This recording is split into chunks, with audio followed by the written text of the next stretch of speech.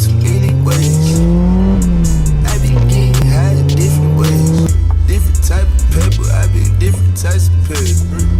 Every day, I be getting it different ways. Stay the same. When the keep come my way, I'm too like yeah. Hey guys, I'm back after months of no uploads, and it's another wonderful day here in the Northeast.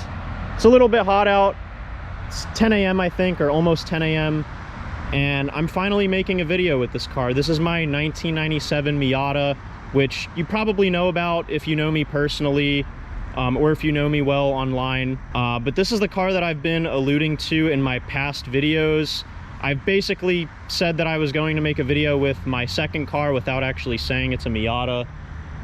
I'm at this like church parking lot or whatever that's like in a mall. I finally think I found a pretty good spot. There is a busy road out over here, so I apologize for any noise. But yeah, I'm finally making a video with this car. I'm gonna just do a walk around for this video, and I was gonna do a POV drive afterwards, but I figured that I'm probably gonna be talking for a while and I don't want the video to be too long, so the POV drive is just gonna be a whole separate video. And I figured I'd try to cover everything about this car in this video. And I apologize if I go into a little bit too much detail. It's just the way I am. I'm just a very specific person, and I like to, you know, be very specific about the things I share. So I hope you guys enjoy the video.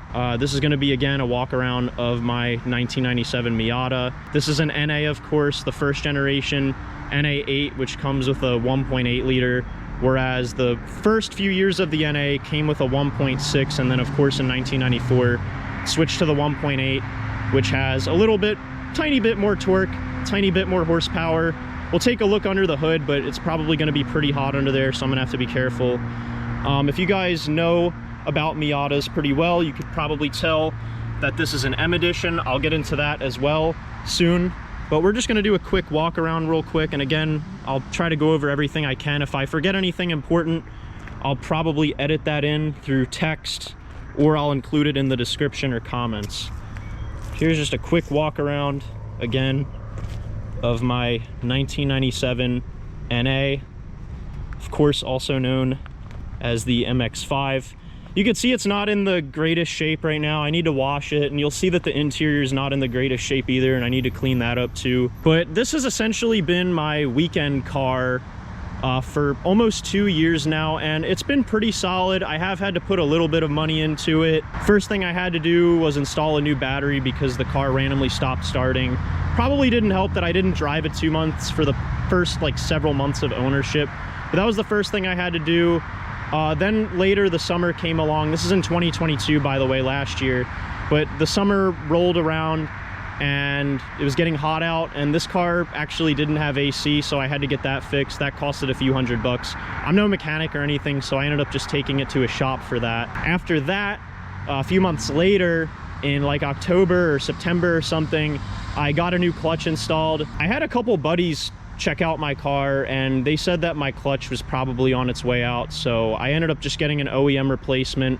Had it installed by this guy who's actually done a couple other things to this car too, and shout out to him. I'm not going to put him on blast. I don't know if he really wants that. Shortly after getting a new clutch installed, I ended up getting a new exhaust too. This is a ISR circuit spec catback. You can probably see that somewhat okay, but as you can see, it's a pretty fat exhaust. It's pretty loud, and when I film my POV drive, you'll be able to tell, hopefully, that. As you can see, I also have an aftermarket carbon fiber taillight panel. This was installed by the previous owner. At first, I actually didn't really like it that much, but it has definitely grown on me. A couple other things that the previous owner got done was new tires and brakes, replaced the timing belt, crank pulley, water pump. This also has an aluminum radiator. We'll take a look under the hood in a bit. Again, the engine is still pretty hot because I had to drive over here. Talking a little bit about this being an M edition, so they made just under 3,000 of these. I forget the exact number, but it's like a few digits off from 3,000. So they made a decent amount of these. It's not the rarest MIATA you can get, but it's definitely more desirable, or a little more desirable, than the base model MIATA or just regular MIATAs. mainly due to the fact that it has a limited slip differential in the rear, which I changed the fluid of not too long ago, like earlier this year. Wonder if I can get a shot. You might be able to see the diff behind the exhaust there, but the exhaust is kind of in the way. But that rear limited slip differential is kind of a big selling point for this M Edition. I would say the other thing is probably this finish. This is called Marina Green Mica, and you can only get this finish out of the factory on the 1997 M Edition. You couldn't get this color on any other car, which I think is kind of cool, and I like the color a lot. It's definitely grown on me. I mean, I liked it at first, but these chrome finish wheels are also M Edition exclusive. So these are 25-plus-year-old wheels from the factory. They're not in the greatest condition. They were probably in better condition when I first got the car, but still pretty good for being over 25 years old. You could see with this wheel, I did smack a curb. This wheel used to be right here where this wheel is now, but I recently got my tires rotated, so it's in the front now, but it used to be this rear passenger wheel. If we look back at it though, it's totally fine. It's no big deal. I was gonna buy a set of aftermarket wheels earlier on when I got this car, but I decided it's not really necessary. These wheels are fine. I don't really need to spend that extra money. And even though this is, you know, my weekend toy, sports car, whatever, I'm still trying to stay somewhat on a budget. I don't plan on going too crazy with this car, but I guess it depends on how the future's looking. This tan soft top was also installed by the previous owner. Again, I've had this car for almost 2 years now, so the stuff I mentioned that was done or taken care of by the previous owner is almost 2 years old now. So almost 2-year-old tires, almost 2-year-old brakes, almost 2-year-old soft top. We'll take a look inside the car and you'll see that the interior is not in the greatest shape. You can see the steering wheel is a little deteriorated. It's very hot in here, by the way. Seats are torn up. It's not the end of the world. I plan on just leaving them as is. I thought about re-upholstering them or replacing them, but again, that costs money. And again, this is just my budget sports car, and that's one of the great things about MIATAs, is that they're just a great entry-level budget sports car. You can see I have this aftermarket shift knob here. I'll actually get into the driver's seat.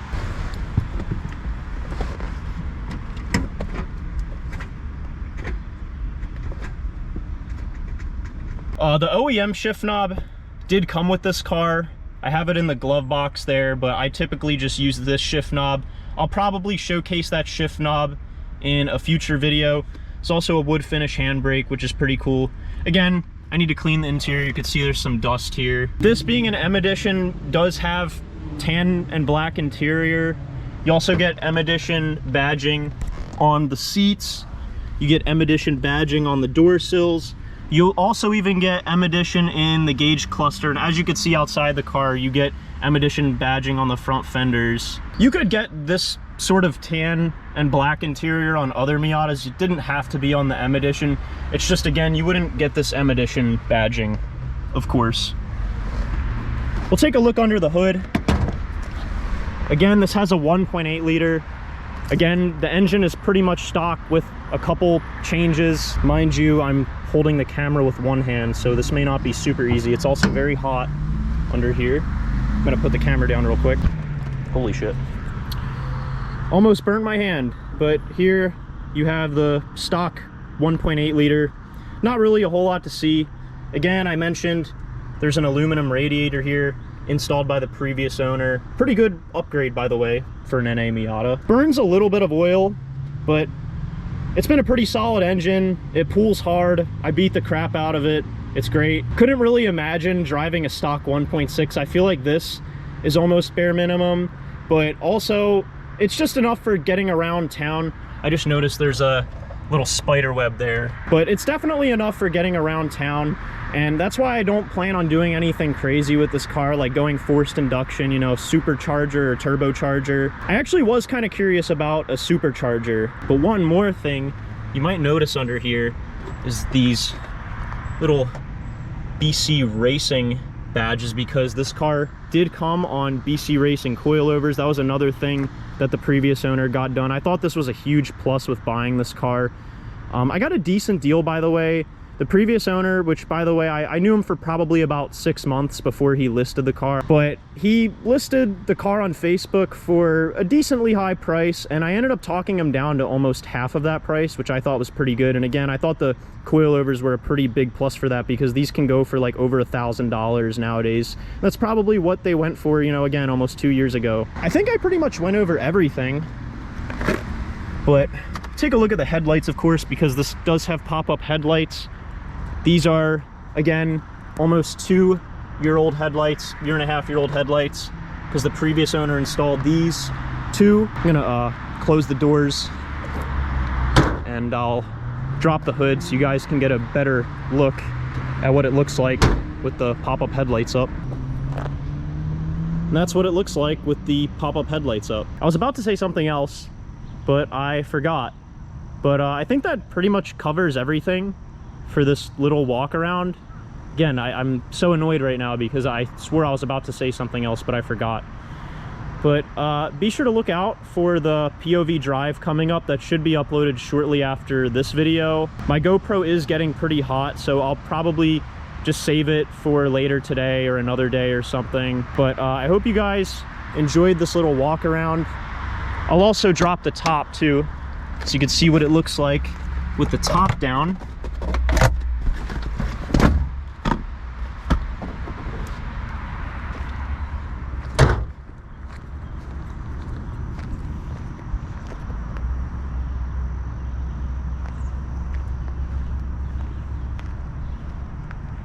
And we'll take one more look at the car with the headlights down and the top down. By the way, this car has about 135,000 miles on it. I got it at, I think, 129. So I've put about 5,000 miles, 6,000 miles on this car. And again, it's been pretty solid. I can't complain. It's not the cleanest Miata out there, but I would say for what it is, it's pretty good. And I love it. And I can't wait to make videos with it. Also wanted to share this. You can see there is a patch of rust here. Not really the end of the world. It's gotten a little bit worse since I first got the car, but honestly, I can't complain. Unfortunately, they're getting more expensive and it's becoming less worth it to buy them, and they're becoming harder to find. But if you're able to get a good deal on one, they are a great car. Again, it's not the most practical or comfortable vehicle. It's definitely not comfortable, I will say that, especially being on coilovers. But it's a solid car if you can get one, and they have a lot of potential. There's a lot you could do with them. You can, you know, just drive them on the street like I do. That's pretty much what I do with this car, but you could swap a different engine into them. Like I was talking about, you could run forced induction. You could autocross these cars, track them, drag race them, again, if you swap a different engine or go forced induction.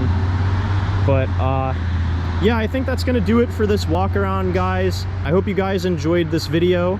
Be sure to give a thumbs up and subscribe and comment down below what you think. And be sure to look out for the POV drive, which again should be coming out shortly after I put this video out. Cheers. Also, one last thing, I don't know if this is what I forgot to mention, but I did also DIY the clutch master cylinder and slave cylinder. I did it before getting the new clutch, but just wanted to share that I DIY'd it, and it was probably one of the hardest things I've ever done on a car. And yeah, I don't know, it was just random. I just felt like sharing that. I did like a clutch hydraulic system overhaul. If you guys know about that kit, by the way, the overhaul kit did come with a stainless steel braided line, which I wasn't really able to figure out how to install with my dad, so I ended up having the guy who replaced my clutch install that too. But yeah, I'm just being extra at this point, guys. Peace out, hope you enjoyed the video, and be sure to look out for more content soon.